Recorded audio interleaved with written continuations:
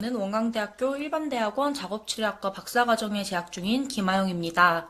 오늘 제가 발표드릴 주제는 지역사회 작업치료 분야에서 사례관리에 대한 작업치료사의 인식과 역할입니다. 이 연구는 지역사회에서 작업치료사의 역할이 점점 확대되고 있는 현실을 반영하여 그에 따른 사례관리의 중요성을 조명하고자 수행되었습니다. 본 연구는 홍덕기 교수님의 지도를 받아 진행하였습니다. 오늘 발표는 서론과 연구 방법, 연구 결과와 고찰 및 결론으로 총 5부분으로 구성되어 있습니다. 먼저 연구의 배경입니다. 우리나라는 2018년부터 보건복지부 주도로 커뮤니티 케어 정책을 본격적으로 추진해 왔습니다. 이 정책은 기존의 병원 중심의 돌봄에서 벗어나 지역사회 안에서 대상자의 삶을 지속할 수 있도록 지원하는 체계로 전환하겠다는 것입니다. 즉, 단순히 돌봄의 장소를 바꾸는 것이 아니라 일상생활 중심의 통합적 서비스를 제공하는 새로운 돌봄 모델로의 전환을 의미합니다. 이는 OECD 국가들이 추진해온 지역사회 내 노화 개념과도 유사하며 전 세계적인 흐름 속에서 한국의 대응을 보여주는 예시입니다. 이러한 변화 속에서 작업치료사의 역할도 새롭게 정의되고 있습니다. 과거에는 병원 내에서 환자의 신체 기능 회복에 주로 초점을 맞췄다면 이제는 지역사회에서 대상자의 생활 기능, 사회적 참여, 환경 적응까지 포함하는 보다 포괄적인 기능을 요구받고 있습니다. 특히 정신질환자, 발달장애 아동, 만성질환자 등 복합적인 욕구를 지닌 대상자들에게는 재입원을 줄이고 의료비를 절감하며 삶의 질을 높이는데 작업치료사의 개입이 효과적이라는 연구 결과들이 보고되고 있습니다. 이러한 상황에서 주목할 개념이 바로 사례관리입니다. 사례관리는 단일한 문제가 아니라 복합적인 문제를 가진 클라이언트를 대상으로 상담, 사정, 계획 수립, 서비스 연계, 모니터링 등 전 과정을 통해 개별화된 서비스를 제공하는 통합적인 실천 과정입니다. 여기에는 사례의 임상적 접근과 관리의 행정적 접근이 모두 포함되며 궁극적으로는 대상자의 삶의 질을 향상시키고 서비스의 중복과 누락을 방지하며 자원을 효율적으로 사용할 수 있게 합니다. 사례관리자는 이 과정 속에서 중심적인 역할을 하게 됩니다. 단순한 서비스 제공자가 아니라 대상자의 상황을 종합적으로 평가하고 다양한 기관과 협력하며 필요한 자원을 조정하고 연결해주는 중추적인 역할을 수행합니다. 상담, 교육, 옹호, 자원 발굴 등 여러 기능을 동시에 수행하기 때문에 다학제 간 협업에서도 매우 중요한 위치를 차지하게 됩니다. 하지만 현재 현실에서는 사회복지사나 간호사를 중심으로 사례관리자가 구성되는 경우가 대부분입니다. 다학제 팀 구성이 강조되고 있음에도 불구하고 작업치료사의 참여는 제한적인 상황입니다. 그럼에도 불구하고 지역사회 내에서 작업치료사는 다양한 강점을 지니고 있습니다. 특히 클라이언트의 일상생활과 기능 수행에 밀접하게 관여하는 특성상 사례관리의 효과성을 높일 수 있는 중요한 자원으로 평가받고 있습니다. 국내에서도 지역사회 작업치료사의 수는 점점 증가하고 있습니다. 하지만 이에 비해 사례관리와 관련된 연구는 매우 부족하고 체계적인 교육도 거의 없는 실정입니다. 이에 본 연구에서는 실제 지역사회에서 활동 중인 작업치료사들을 대상으로 사례관리에 대한 인식과 역할을 조사하고 이를 바탕으로 교육적, 정책적 지원 방향을 제시하고자 하였습니다. 연구는 2022년 5월 2일부터 6월 10일까지 약 5주간 진행되었습니다. 대상자는 지역사회에서 실제 근무 중인 작업치료사 145명이었고 이 중 설문응답이 불안정한 12부를 제외한 133부를 최종 분석에 활용했습니다. 응답자들은 전국의 다양한 지역사회 기관에서 근무 중이었으며 구체적으로는 보건소, 복지관, 정신건강복지센터, 특수학교, 지역아동센터 등이 포함되었습니다. 연구도구는 국내외 문헌고찰을 통해 사례관리 인식과 역할과 관련된 설문문항을 개발하는 것으로 시작되었습니다. 문항의 타당성을 검토하기 위해 지역사회 작업치료사 4명과 작업치료학 교수 1명이 예비조사에 참여하였고, 이를 통해 실제 현장에서 적용 가능한 문항들로 수정 및 보완한 후 최종 설문지를 확정하였습니다.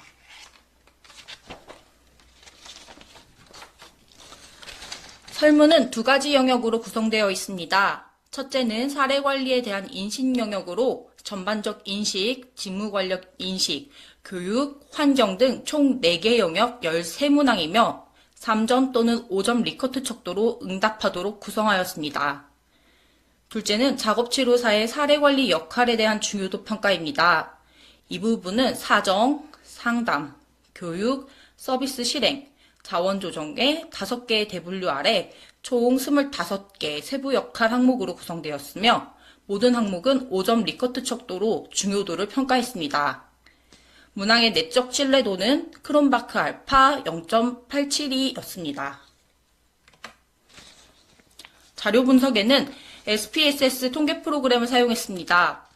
분석 방법으로는 빈도, 백분율, 평균 등 기술 통계를 주로 활용했으며 중복응답 항목은 다중응답 분석을 통해 정리하였습니다.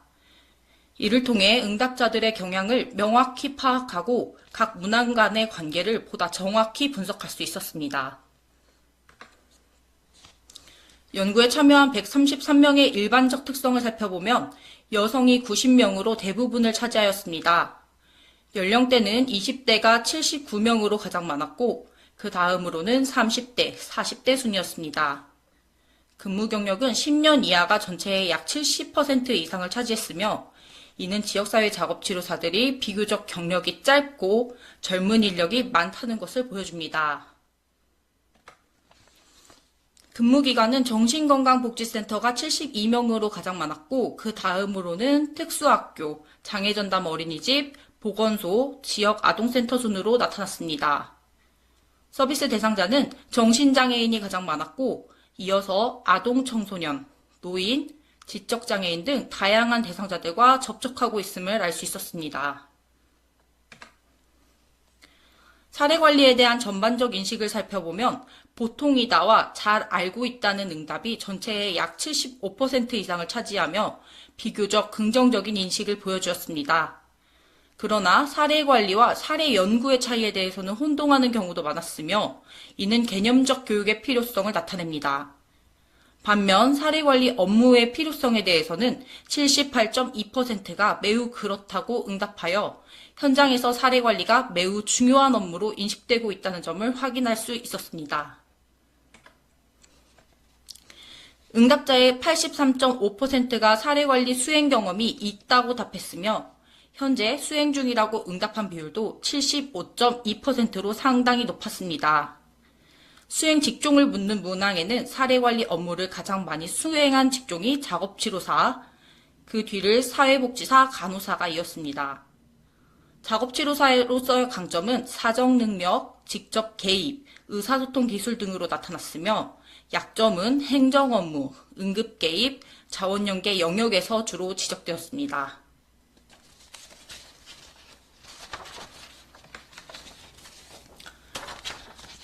사례관리 교육에 대한 응답을 보면 83.5%가 교육과정이 필요하다, 78.9%는 보수교육도 필요하다고 답변했습니다.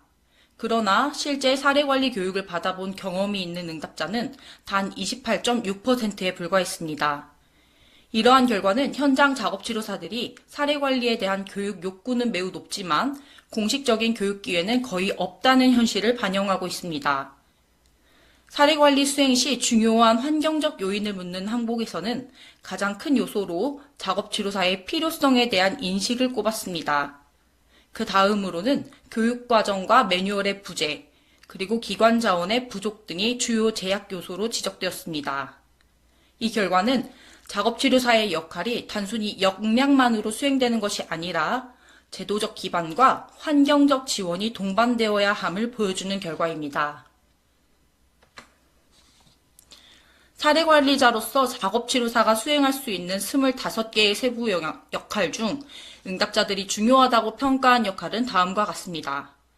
가장 중요하다고 여겨진 역할은 ADL 훈련, 사회기술 훈련, 작업수행 분석 및 평가, 평가 및 중재계획 수립 순이었습니다.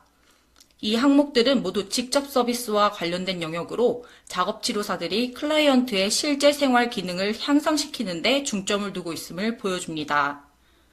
반면 자원조정이나 후원금 조정, 운전재활 등 비의료적 또는 간접적인 활동의 중요도는 상대적으로 낮게 평가되었습니다. 이번 결과를 종합해보면 대부분의 작업치료사들은 사례관리에 대해 높은 필요성을 인식하고 있으며 실제 수행 경험도 풍부했습니다. 그러나 동시에 개념에 대한 정확한 이해, 제도적 기반, 체계적인 교육은 부족하다는 점도 확인되었습니다. 이는 현장에서의 실천과 이론 간의 간극이 존재한다는 사실을 보여줍니다. 따라서 향후에는 단순히 경험에 의존하는 방식이 아닌 정규화된 교육과정과 명확한 역할 정립이 필요합니다.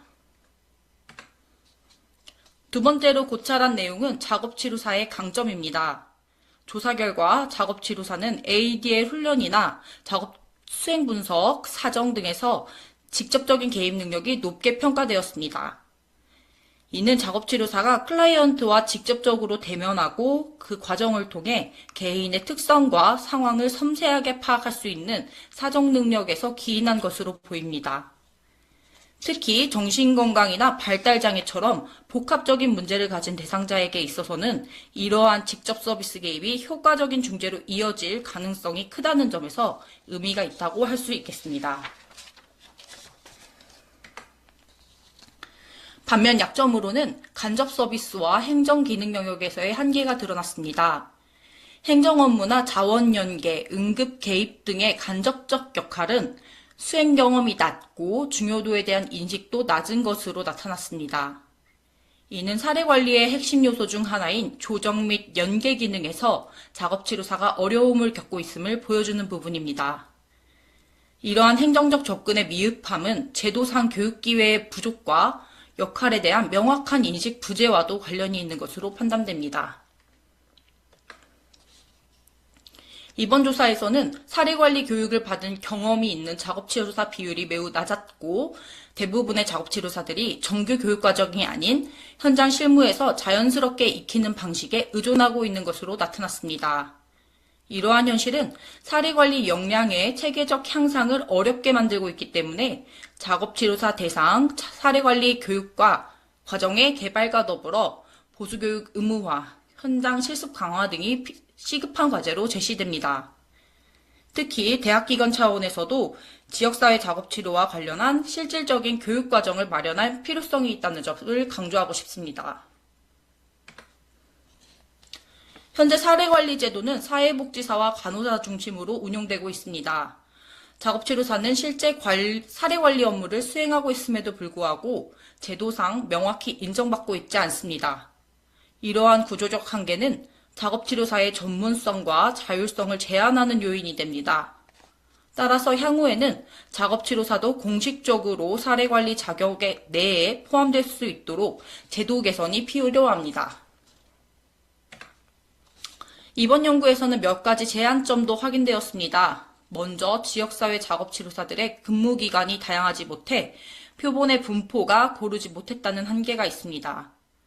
또한 설문조사로 수립된 자료 역시 현황 중심으로 단순 제시되었기 때문에 심화된 인과관계나 통계적 의미를 분석하는 데에는 한계가 있었던 것으로 판단됩니다. 따라서 향후 연구에서는 다양한 기관에서 근무 중인 작업치료사를 대상으로 기관별 특성과 대상자의 특성을 함께 고려한 보다 다각적인 분석이 이루어질 필요가 있겠습니다. 이제 결론을 말씀드리겠습니다. 이번 연구를 통해 확인된 사실은 작업치료사가 실제로 사례관리를 적극적으로 수행하고 있으며 그 과정에서 직접 개입 중심의 강점을 보이고 있다는 점입니다. 하지만 동시에 교육 부족, 제도적 인정 미흡, 간접 서비스에 대한 낮은 역량 등 개선이 필요한 부분도 분명하게 드러났습니다.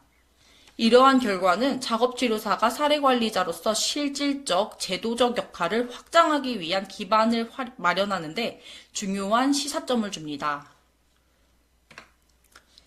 이에 따라 다음과 같은 제언을 드릴 수 있습니다. 첫째, 작업치료사 대상의 정규 사례관리 교육과정이 마련되어야 하며 대학에서는 이를 정규 커리큘럼으로 편성해 실습과 연계한 교육을 강화해야 합니다. 둘째, 보수교육 및 실무 매뉴얼을 통해 현장 전문가들이 지속적으로 역량을 개발할 수 있도록 해야 합니다. 셋째, 사례관리 자격 체계에 작업치료사를 법적으로 포함시켜 다각제 팀 안에서 공식적인 역할을 수행할 수 있게 해야 합니다. 마지막으로 실천 모델을 개발하고 그 효과를 정량적, 정성적으로 검증하는 후속 연구들이 이어져야 합니다. 이상으로 지역사회 작업치료 분야에서 사례관리에 대한 작업치료사의 인식과 역할에 대한 발표를 마치겠습니다. 경청해 주셔서 감사합니다.